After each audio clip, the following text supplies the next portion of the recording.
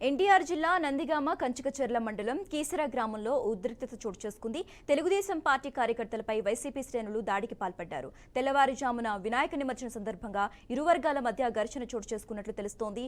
కారులో వెళ్తున్న టీడీపీ శ్రేణులపై దాడి చేయడంతో కారు ధ్వంసం కాగా పలువురు గాయపడ్డారు. ఘటనకు పాల్పడిన వారిని పోలీసులు అదుపులోకి తీసుకున్నారు.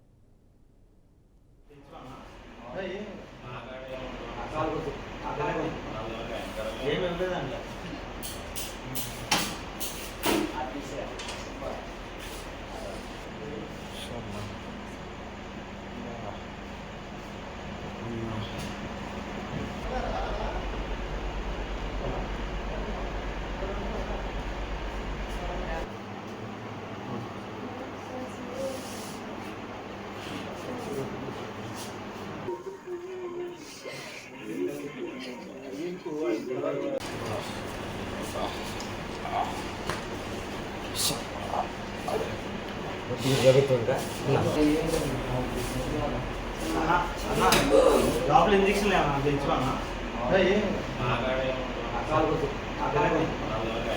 ఏమి లేదండి.